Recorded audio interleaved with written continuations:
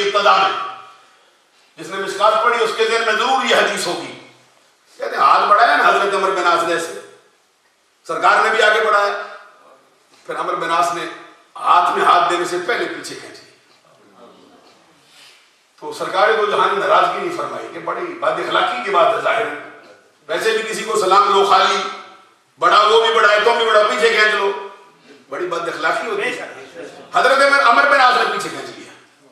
اس سے یہ بھی معلوم ہوا کہ بیعت کا سلسلہ آج نہیں چلا, ہر صحابی بارگاہ مصطفیٰ میں مرید ہوا ہے, ہر صحابی نے آپ کے ہاتھ میں ہاتھ دے کے بیعت کی. عزیزان گرامی قدر, سرکار دو جہان نے ناراضگی نہیں, وہ مسکرا پڑے کیونکہ جانتے تھے نا دل میں کیا رکھتا ہے. مسکرا کے فرمایا تو نے ہاتھ آگے بڑھایا پر کھینچ کیوں لیا, کیا ہوا؟ کہتے سرکار آیا ہوں سر دینے کے لیے, سب کچھ آپ کے قدموں میں ڈالنے آیا ہوں, لیکن ایک شرط ہے. سرکار نے مجھے شرط کیا ہے؟ کہتے جو پیچھے کر آیا ہوں ان کا کیا بنے گا, میرے گناہ جو میں نے اتنے اتنے کیے کیا ہوگا ان کا. آج جو بندہ کہتے ابو سفیان پہلے لڑتا تھا جی, ہندا پہلے لڑتی تھی جی مصطفیٰ سے. میں نے کہا بے اخلاق, محمد عربی کا فرمان تو نے پڑھا کوئی؟ رب ذوالجلال کا قرآن تیرے قریب سے نہیں گزرا؟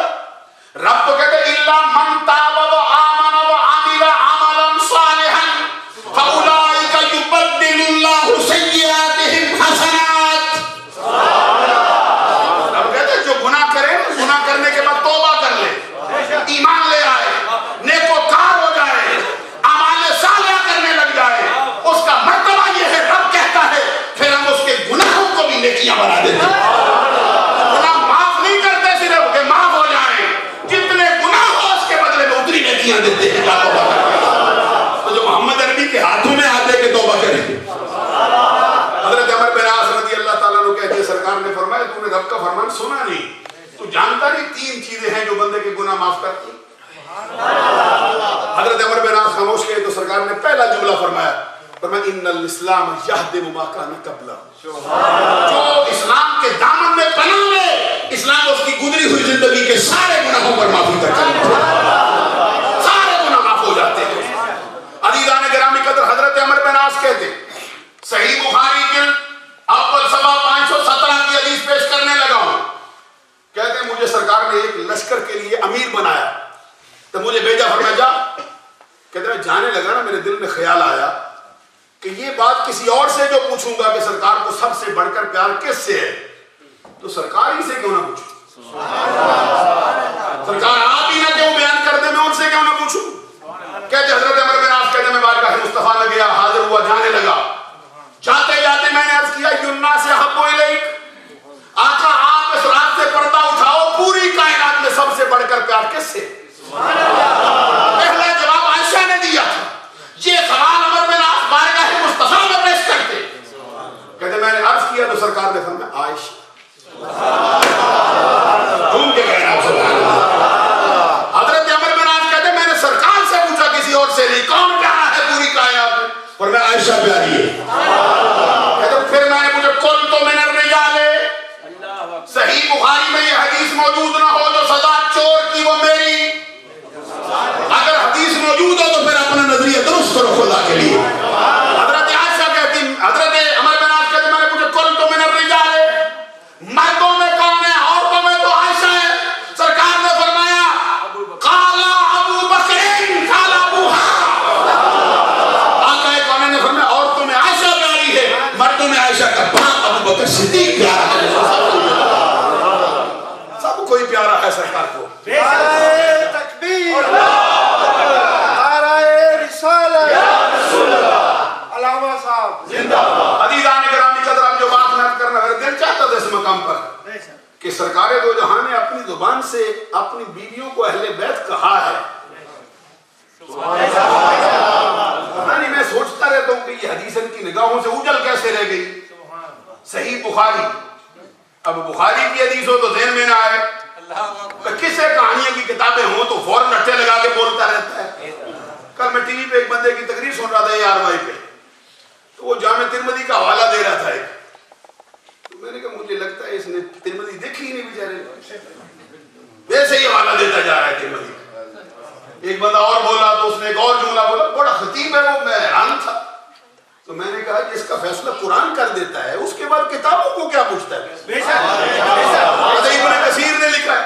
میں نے کہا ابن کثیر کی کیا بات سناتا ہے؟ رب کہتا ہے جس نے فتح مکہ سے پہلے جہاد کیا، جس نے فتح مکہ سے پہلے رب کے راستے میں خرچ کیا، قیامت تک آنے والا کوئی بندہ اس کا مقابلہ نہیں کر سکتا.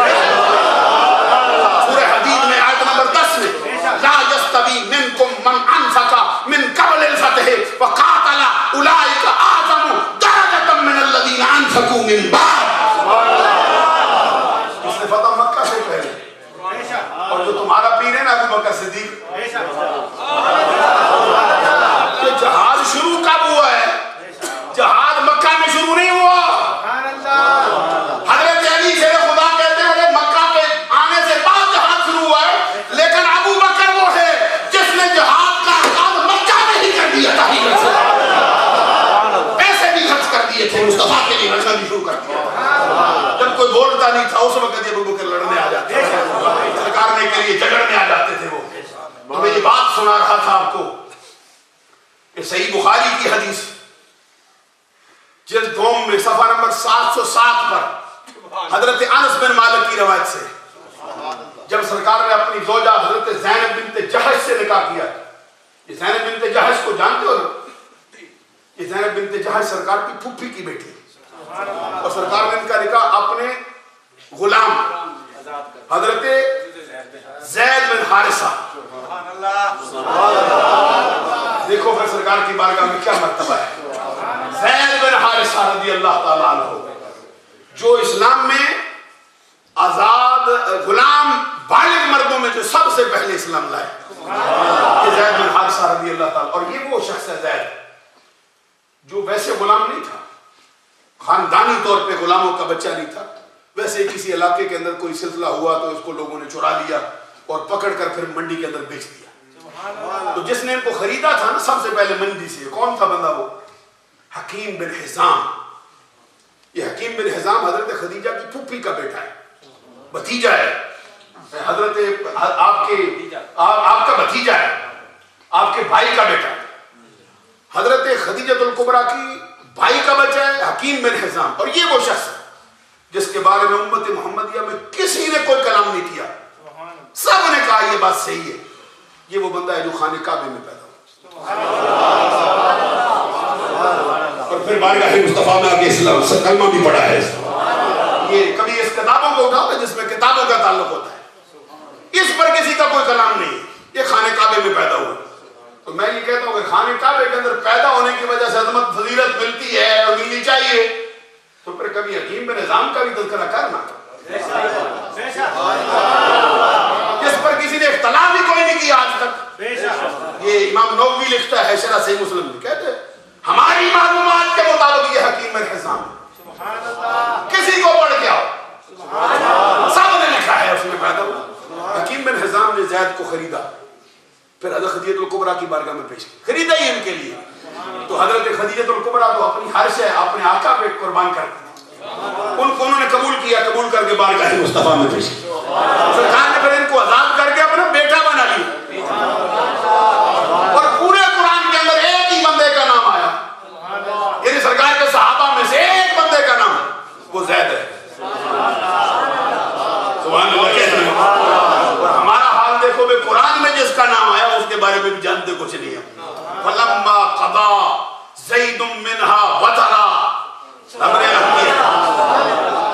کسی صحابی کا نام نہیں آیا قرآن میں، صرف حضرت زید کا آیا ہوا ہے. اور یہ زید وہ ہے جس کو صحیح بخاری میں یہ حدیث ہے، آپ تک میں پہنچا دوں، ادھر غور رکھیے.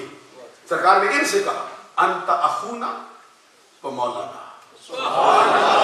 میں کیسے سمجھا سکتا ہوں، آپ کے دل میں کیسے اتار سکتا ہوں حضرات. میں میرے پاس نہ وہ الفاظ ہے، نہ وہ انداز رکھتا ہوں، نہ وہ شعلہ بیانی رکھتا ہوں جو آپ کو اس کو اثر تاثر دے سکے اس بات کا. صحیح سرکار نے فرمایا انت اخونا و مولانا. زید تو میرا بھائی ہے، زید تو میرا مولا ہے. حضرت علی شیر خدا سے تو فرمایا من کنت مولا ہوں علی مولا، جس کا میں مولا ہوں اس کا علی مولا. خدا کی قسم یہ حدیث سچی ہے اور حق ہے. انکار نہیں کر سکتا ہے. من کون تو مولا, جس کا میں مولا اس کا علی مولا. لیکن یہ تو نہیں فرمایا علی تو میرا مولا ہے. صحیح بخاری میں یہ الفاظ موجود نہ ہو, جو چاہے سزا تجویز کر, جس جگہ پہ چاہے, جس اسٹیج پہ چاہے فقیر پہ رگڑا لگا. سرکار نے فرمایا انت اخونا و مولانا, تو میرا بھائی ہے, میرا مولا ہے. زید جس کو سرکار کہ تو میرا مولا, مولانا. آپ نے مولویوں سے کہتے جب تمہیں کوئی مولانا کہے تو گھبرایا نہ کرو. یہ مولانا کوئی چھوٹا منصب نہیں. رب العالمین نے قرآن میں ہر ایک مومن کو صفات مولا. سورۃ تحریم پڑھ کے ان اللہ هو مولا وجبریل وصالح المؤمنین والملائکۃ بعد ذلک ظہیر. اللہ فرماتا بے شک اللہ ان کا مولا. وہ ضمیر کا مرجع محمد عربی کی ذات ہے. اس مقام محمد عربی کا مولا اللہ ہے. محمد عربی کے مولا جبریل ہے. محمد عربی کے مولا صالح المؤمنین. معلوم ہوا کہ مولا مومنوں کو سرکار کا مولا. یعنی مولا کا ایک معنی خدمت گزار ہو. یہاں پہ سارے مومن سرکار کی خدمت گزار ہیں. پھر مولا کا معنی دیکھو, رب کو بھی کہتے ہیں انت مولانا. یہ سورہ بقرہ کے آخر میں ربنا لا تؤاخذنا ان نسینا او اخطأنا ربنا ولا تحمل علينا اصرا كما حملته على الذين من قبلنا ربنا ولا تحملنا ما لا طاقة لنا به واعف عنا واغفر لنا وارحمنا انت مولانا. مولا ہونا کوئی چھوٹا مسئلہ نہیں ہے. رب کے لیے بھی بولا جاتا ہے انت مولانا فانصرنا علی القوم الکافرین. میں ایک جگہ پہ گیا تھے, مولوی صاحب مجھ سے ناراض تھے. اسٹیج پہ چڑھے تو مجھے کہتے مولانا محمد انصر قادری آ گئے. چوٹ لگائی مجھے. تو بعد میں بیٹھے تو میں نے کہا فقیر تو بہت خوش ہوا ہے. فقیر کے لیے تو بڑا اعزاز ہے کہ مجھے مولانا کہتے ہو. کہتے میں تو ناراضگی سے کہہ رہا. میں نے کہا ناراضگی سے بھی کہے تو بندے کی مذمت نہیں ہوتی ہے. اس لیے میں کرتا مولانا یا مولوی کا لفظ چھوٹا نہیں. عزیزان گرامی قدر جو بات عرض کر رہا تھا, زید بن حارثہ انت اخونا و مولانا. زندگی کو سرکار نے کہا میرے بھائی انت دنیا والآخرہ, تو میرا دنیا میں بھی بھائی, آخرت میں بھی بھائی. وہاں پہ سرکار نے زید سے بھی فرمایا انت اخونا. غلاموں کو بھی بھائی کہہ رہے ہیں سرکار. دوسرے مقام پہ دوست میں حدیث سرکار نے فرمایا ابو بکر کے ساتھ تو انا اخوہ. ابو بکر میرا بھائی ہے, میں ابو بکر کا بھائی ہوں. میں کہتا جب سرکار کے بھائیوں کا تذکرہ کرے تو میرے کو کیوں بھول جاتا ہے. عزیزان گرامی قدر حضرت زید بن حارثہ کہتے ہیں, زید بن حارثہ سے کتاب کیا سرکار نے, لیکن وہ کتاب چل نہ سکتا. جب ان کی غیرتی ہو گئی سرکار نے فرمایا چونکہ پورے حکم دیا تھا زینب کو کہ نکاح کارے سے ان کی برادری تو مانتی نہیں تھی, آپ کے فیصلے کے بعد پھر کوئی بول نہیں سکتا. اب ہمارا فیصلہ ہے کہ تو نکاح کرے. حضرت انس بن مالک کہتے ہیں سرکار نے ان سے نکاح کیا, بڑی دعوت ولیمہ بلائی اور کہتے مجھے بار بار کہتے جب دیکھ کے کوئی بندہ رہ تو نہیں گیا کھانا کھانے سے. کہتے بار بار بیٹھے تو کوئی رہ تو نہیں گیا. میں کہتا ہوں اسی دن سے یہ آستانوں کی روش چلی آ رہی کہ بار بار پوچھتے کوئی رہ تو نہیں گیا بندہ کھانا کھانے والا, جاؤ دیکھو کوئی رہ نہ گیا ہو. حضرت انس بن مالک کہتے میں نے عرض کیا سرکار اب کوئی بندہ نظر نہیں آتا بلاؤں کس کو. کہتے اس کے بعد پھر سرکار نے اپنی زوجہ محترمہ کے ساتھ رات بسر کی. رات بسر کرنے کے بعد سرکار پھر ان کے دروازے سے باہر نکلے. پھر حدیث کے الفاظ پڑھتا ہوں ذرا سنیے. کہتے فخرج النبی صلی اللہ علیہ وسلم فانطلق الى حجرۃ عائشہ فقال السلام علیکم اہل البیت ورحمۃ